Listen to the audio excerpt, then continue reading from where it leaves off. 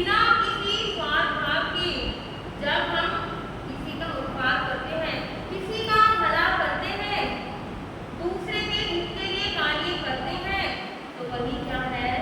सच्ची मानवता है, सच्ची इंसानियत उसी व्यक्ति में है जो वह किसी का उपकार करे और वह उपकार करने के बाद भी उस उपकार को याद न रखे। दूसरों के जीवन में यदि हम दीपक जलाते हैं तो दूसरों के जीवन में जब हम प्रकाश डालते हैं तो स्वयं के भीतर में क्या होता है? प्रकाश की, आनंद की, शांति की अनुभूति होती है। जब कोई व्यक्ति दूसरे का उपकार करता है और उस उपकार को करने के बाद वह भूल जाता है तो सच्चा उपकार क्या होता है? वही माना जाता है। जैसे कि एक कहावत है ना कि हम एक हाथ से दान देते हैं तो क्या होना चाहिए? दूसरे हाथ को भी पता नहीं लगना चाहिए।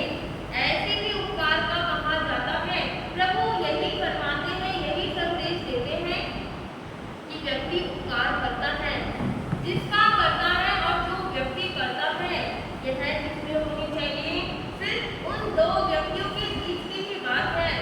तीसरे व्यक्ति को भी क्या नहीं चलना चाहिए? पता नहीं चलना चाहिए। प्रभु महावीर स्वामी यही फरमाते हैं कि जो कार्य का है सच्चा धर्म है। यदि हम किसी की सहायता करते हैं, मदद करते हैं, दुख के समय में किसी के साथ खड़े होते हैं तो हमारे अंदर क्या है? अभी भी इंसानियत जिंदा है। यदि किसी व्यक्ति का दुख देखकर हमें यदि दुख नहीं होता, हम ऐसे ही देख रहे हैं उस व्यक्ति को, तो हमारे अंदर क्या नहीं है? इंसानियत नहीं है। हमारे अंदर इंसानियत है। प्रभु महावीर स्वामी यही फरमाते हैं, यही संदेश देते हैं। क्या देते हैं? जियो और जीने दो। हम नारे तो लगाते हैं, जियो और जीने दो, पर क्या कभी हमने सोचा है?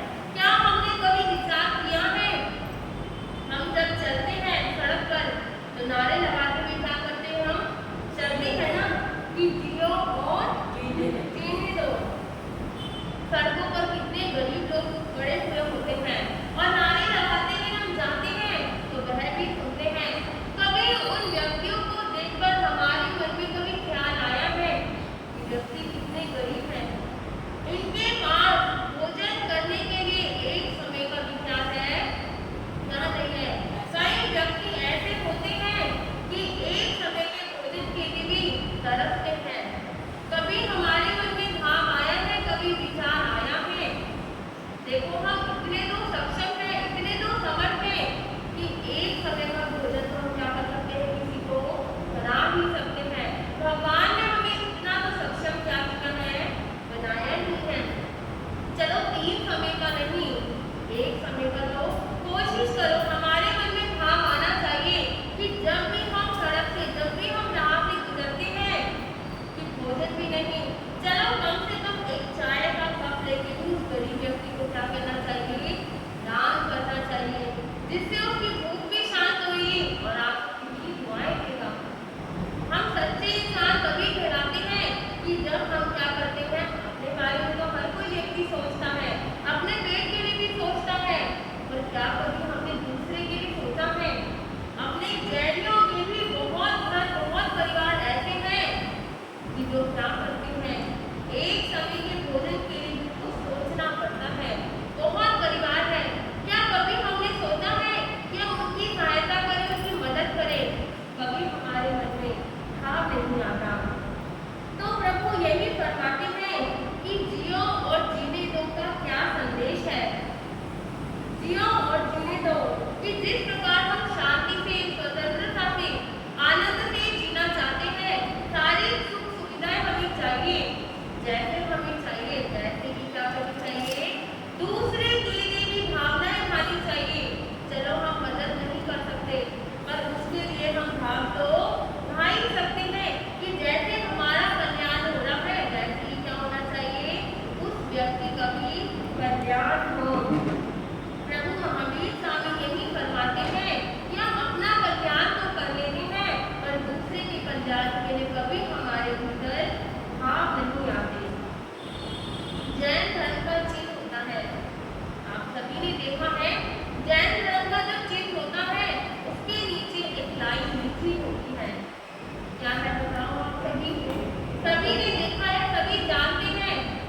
परस्परो ग्राहो जीवनम। प्रस्रो ग्रह जीवानाम, परस्पर उपग्रहो जीवानाम, कि परस्पर क्या करना चाहिए, दूसरे का उपकार करना चाहिए, दूसरे व्यक्ति का भला करना चाहिए।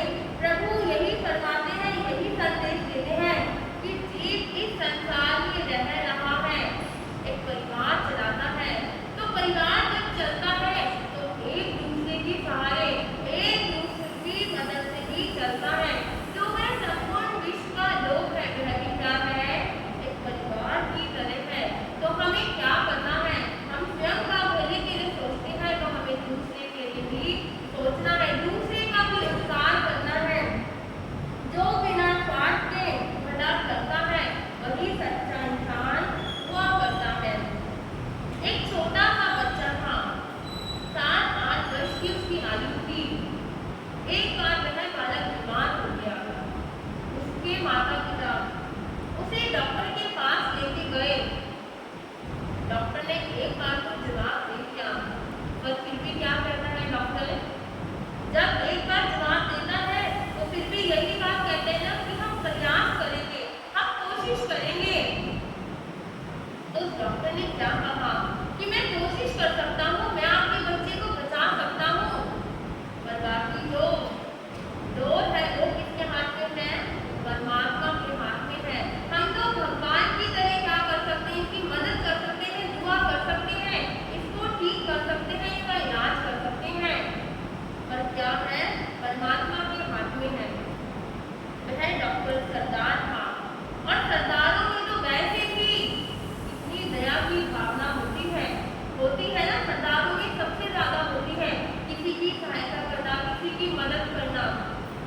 उस सरदार डॉक्टर ने उस बच्चे को ठीक कर दिया।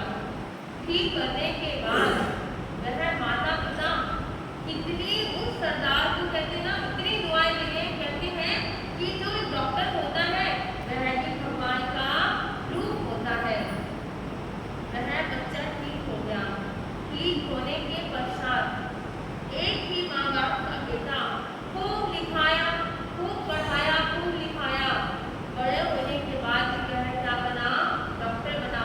उसकी इच्छा थी यदि मैं ठीक हो गया तो मैं भी क्या बनूंगा, डॉक्टर बनूंगा।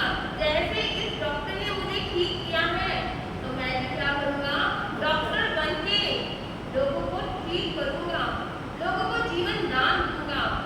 वह छोटा सा बालक, पर उसके भाव देखो कितने शुद्ध भाव हैं कि मैं एक दिन डॉक्टर बनूं और दूसरों की सहायता कर सकूं। वह बड़ा हुआ, डॉक्टर भी बन गया, बहुत ही बड़ा, बहुत ही सीनियर वह डॉक्टर बना। एक अपना हॉस्पिटल भी खोल लिया उस बच्चे ने। जब हॉस्पिटल खोला, खोलने के बाद एक दिन क्या हुआ, वही जो डॉक्टर था जिसने उसका इलाज किया था, सरदार डॉक्टर, वह बहुत ही वृद्ध हो चुका था। वृद्ध होने के बाद शरीर में इतने रोग हो गए थे, अकेला वह रहता था। जो उसके बेटा और बहू थे उन्होंने क्या किया, उसको वृद्ध आश्रम में छोड़ दिया। एक दिन वह उसी हॉस्पिटल में आया, आने के बाद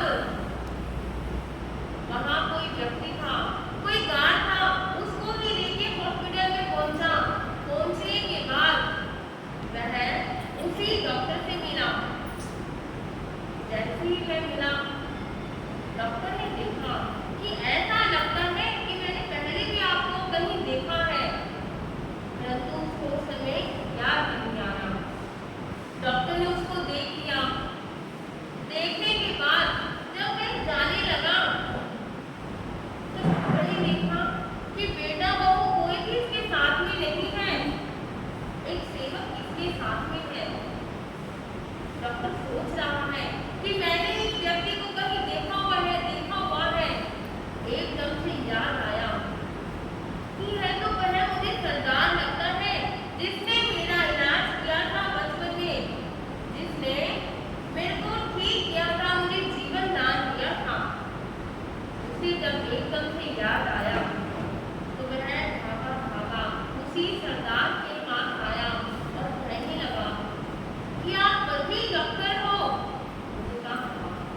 मैं वही इंसान हूँ। मैं बहुत ही वृद्ध हो गया हूँ, मैं बहुत ही बीमार हूँ। और मैं कहाँ पर रहता हूँ? वृद्ध आश्रम में रहता हूँ।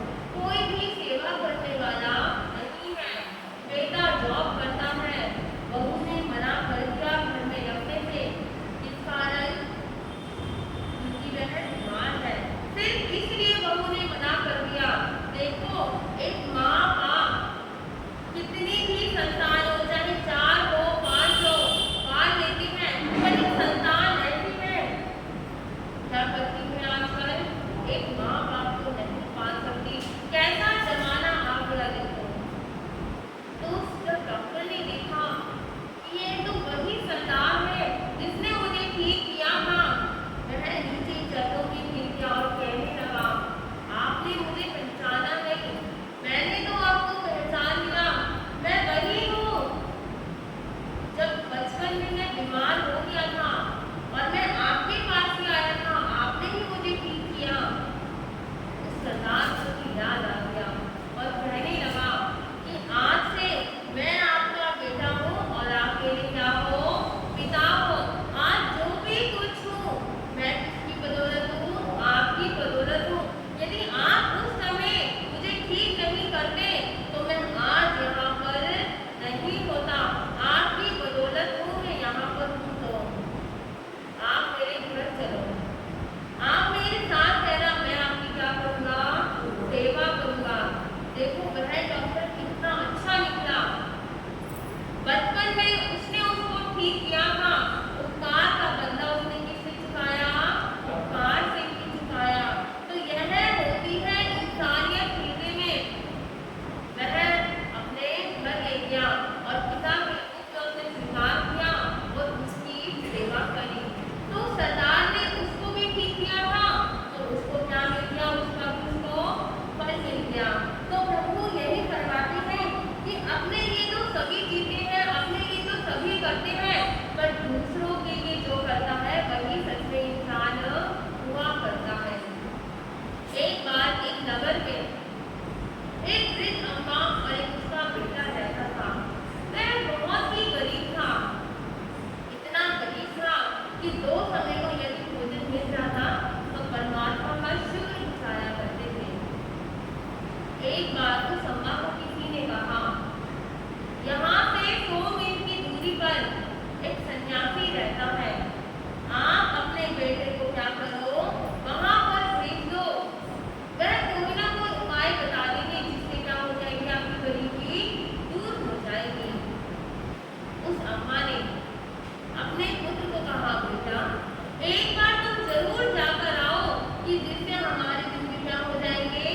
अच्छे आ जाएंगे। जो हमें इतनी परेशानी है, इतनी दिक्कत है, इतने गरीब है, हर कोई व्यक्ति सोचता है ना कि वो दिन कब हम देखेंगे, कब हमारे दिन अच्छे आएंगे। वह पुत्र बहुत ही आज्ञाकारी था। जैसे ही माता ने आज कहा तभी वह अगले दिन ही चल दिया। 100 मील की दूरी है, पुराने जमाने का समय है। उस समय तो कोई कुछ भी नहीं होता था, कोई गाड़ी नहीं, कोई घोड़ा नहीं, कुछ भी नहीं होता था। तो वह इसको क्या जाना है?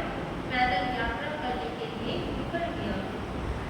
जैसे ही वह चला 25 मील की दूरी पर पहुंचा, बहुत ही थक गया। थकने के बाद भूख प्यास भी लग रही है, गर्मी का समय है, सोचा चलो थोड़ा विश्राम कर लेता हूँ। एक अम्मा थी, उसका दरवाजा खटखटाया और अम्मा के घर में चला गया। वहीं विश्राम किया, भोजन भी किया। करने के पश्चात अम्मा ने पूछा, बेटा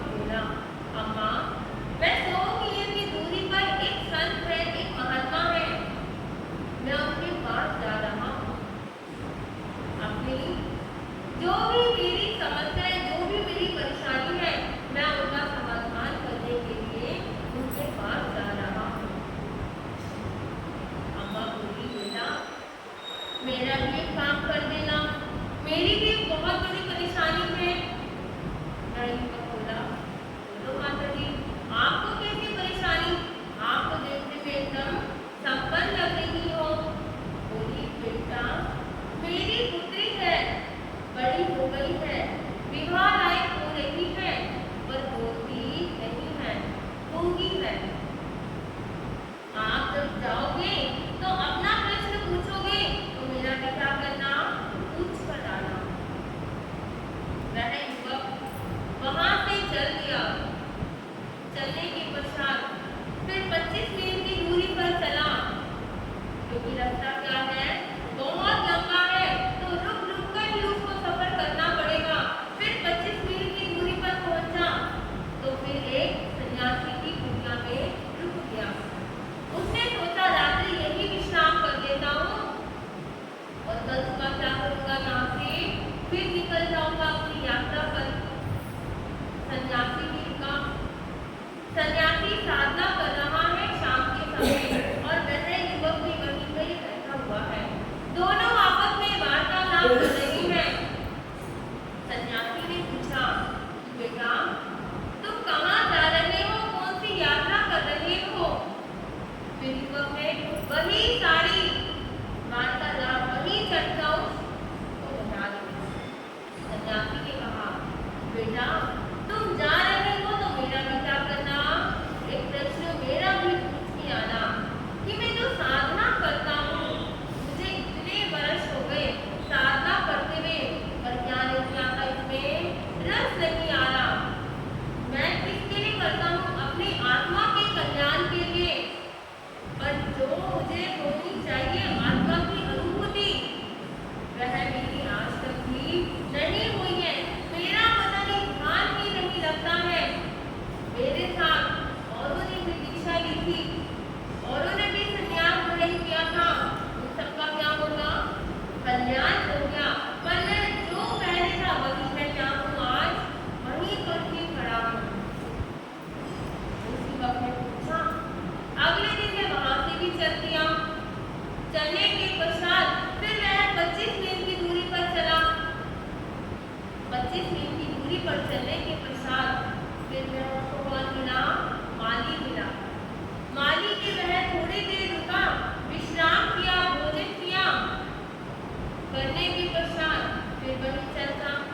अब जहाँ भी व्यक्ति जाता है हर कोई क्या पूछता है कि तुम कहाँ जा रहे हो।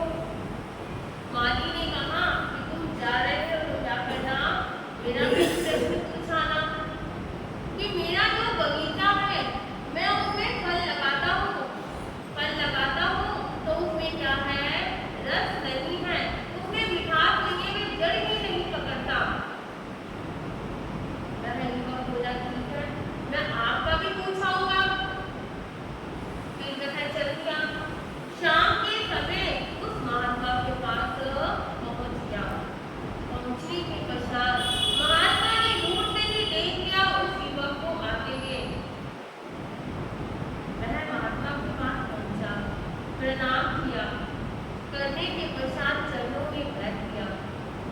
जैसे ही वार्ता करनी शुरू करी थी तभी सन्यासी ने क्या कहा कि मेरी एक शर्त है, मैं एक समय में सिर्फ कितने प्रश्नों का, 3 प्रश्नों का ही मैं समाधान करूंगा। और प्रश्न कितने हैं, 4 प्रश्न हैं, और समाधान कितने का मिलेगा, 3 का मिलेगा। अब वह दुविधा में फंस गया कि मैं किसका प्रश्न पूछूं और किसका क्या करूं, छोड़ूं, अपना पूछूं या अपना छोड़ूं। जाऊंगा तो वही रास्ता है, अम्मा भी मिलेगी, सन्यासी भी मिलेगा और वह माली भी मिलेगा। अब मैं क्या करूं, बड़ी दुविधा में फंस गया। फिर मन में क्या भाव आता है कि चलो अपना छोड़ देता हूँ, बाकी जो उनके 3 प्रश्न हैं उनका क्या कर लेता हूँ, उनके बारे में पूछ लेता हूँ, मैं अपने लिए फिर कभी आ जाऊंगा। सन्यासी से जैसे ही पूछा, सन्यासी ने उन 3 प्रश्नों का समाधान कर दिया। करने के पश्चात फिर वह घर की ओर वापिस लौटा। वापिस लौटने के पश्चात पहले कौन मिलता है उसको, पहले माली मिलता है।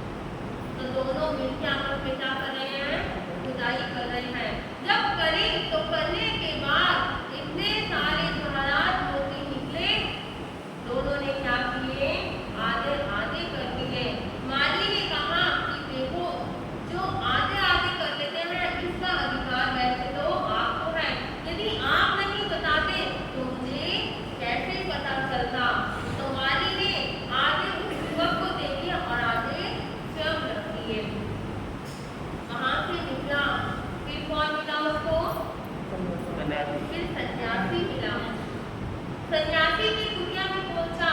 सन्यासी भी देख के बड़ा प्रसन्न हो रहा है कि यह युवक आया है, अब तो क्या होगा, मुझे समाधान मिल जाएगा। जैसे ही सन्यासी ने देखा, स्वयं उठकर उसको लेने के लिए बाहर गए और युवक जैसे ही आया, सन्यासी ने कहा, क्या समाधान लाए हो आप? उस युवक ने बताया कि जब आपने संन्यास लिया था तो आपने क्या किया, आपकी जो चूड़ी है उसमें क्या रखा हुआ है, हीरा रखा हुआ है। आपने क्या सोचा था कि मैं संन्यास ले रहा हूँ, यदि मुझे इसमें रस नहीं आया, मेरा मन इसमें नहीं लगा, तो वह जो हीरा है वह मेरे क्या होगा, संसार में जाने के बाद वह काम आ जाएगा। तो आपकी क्या है, उसमें आसक्ति है। जब आप वह निकाल देंगे तभी क्या होगा, क्या हो जाएगा, तभी आपके जीवन का कल्याण हो पाएगा, तभी आपकी साधना में मन लग पाएगा। सन्यासी ने उसी समय